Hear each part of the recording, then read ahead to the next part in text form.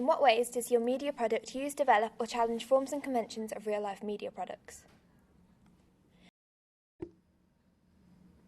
Our opening film sequence compares quite a lot to the connotations and denotations of a conventional horror film. First is the use of mise-en-scène. The place and setting is a very stereotypical horror genre. The wood and forest surroundings and the dark atmosphere really give off a gothic, eerie feel about the whole film and therefore sets the scene. The costumes that we have used are also very conventional costumes and gives the effect that the scene is just a normal day for the protagonist, who wears a simple white jumper, jeans and a green coat.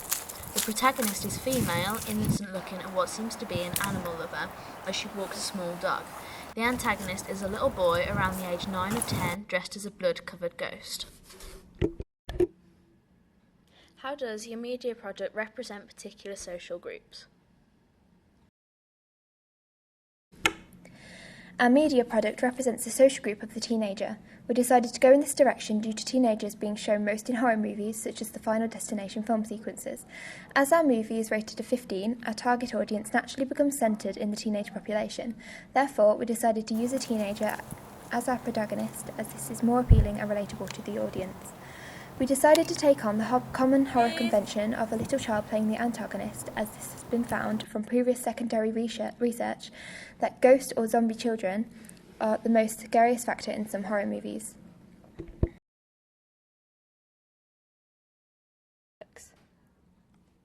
What kind of media institution might distribute your media product and why?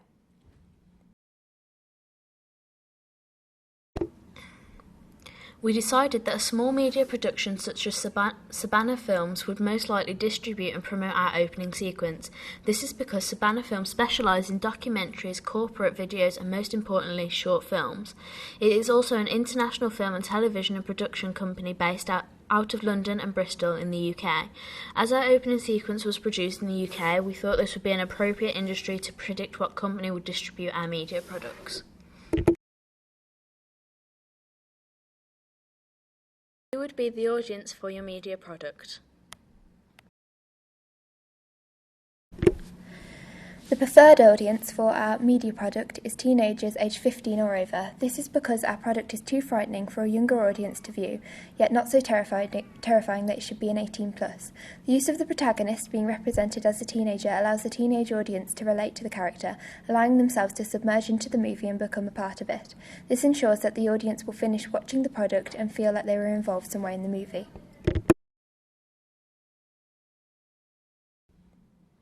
How did you attract/address the audience?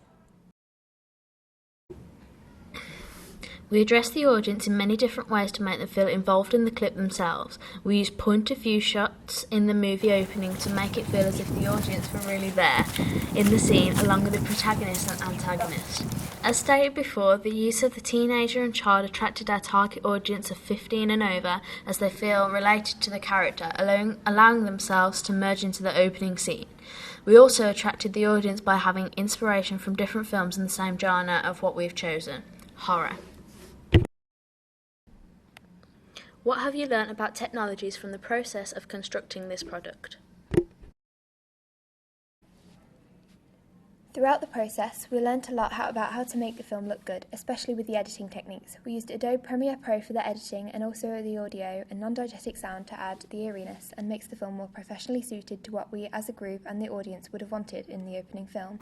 We learnt to ensure that all the shots were lined up in the correct positioning so that the opening flowed and makes sense to the audience.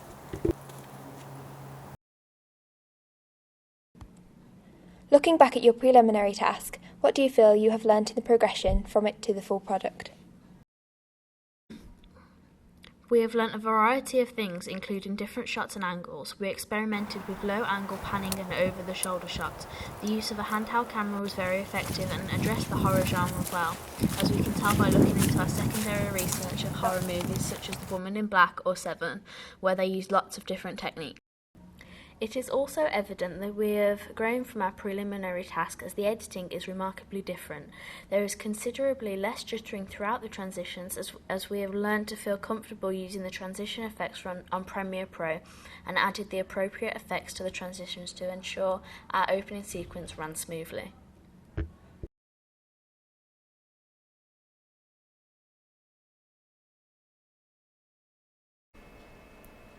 During our filming process, we encountered a number of problems that were unexpected and held us back slightly. This allowed us to rethink scenes over and come up with new ideas to suit our storyboard appropriately and accurately as possible. The problems we came across included things such as the cold weather. We didn't plan ahead in regards to the weather as we chose a day where it had rained the previous night.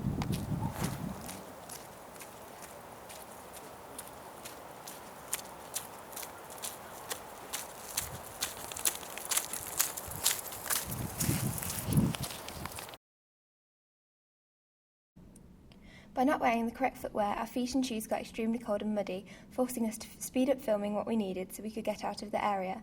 We also had to protect the camera and tripod with a sheet we collected from a friend's house nearby. This allows us to create room for improvement in our next production, where we can consider where we are going, what the conditions are like, and what appropriate clothing and footwear should be worn. Aside from the day being rainy, it was also very cold, and although this was an advantage as it made our opening scene look even more mysterious and eerie, it prevented us from staying out longer to record more footage. In our group, we had planned to produce aerial shots that filmed over our chosen filming location to go behind the title sequence. However, due to avid weather conditions, the aerial footage became unavailable. The intense wind speed caused the remote-controlled aircraft fitted with a separate personally owned camera to almost crash. Therefore, we stopped filming those shots immediately to prevent any damage. Unfortunately, on our filming day, we thought we lost our storyboard. Therefore, we used our memory as best as we could until we fortunately found our storyboard and continued to stick to it. However, by misplacing it, we created new ideas and found that most of our new ideas fit in well with our storyboard, and in some cases made our opening film sequence better than expected. Despite these problems, we managed to solve these issues by thinking fast on our feet, and if we couldn't solve it, it allowed us to remember what we should and shouldn't do during our next media film production. Secondary research. By looking back at our blogs, we reviewed a range of horror movies such as The Woman in Black and Red Dragon. We decided to incorporate some features used in those movies during their opening scenes and managed to stem from their original ideas to create our own new ones. We looked into the lighting of Red Dragon and noticed a dark eeriness. As part of the audience, we felt tense and caught up in the gloomy atmosphere. This inspired us to apply it to our own opening sequence, wanting our targeted audience to feel the same we felt when we first felt secluded in Red Dragon's darkness. Whilst reviewing The Woman in Black, we noticed the mise-en-scene and the use of children as characters.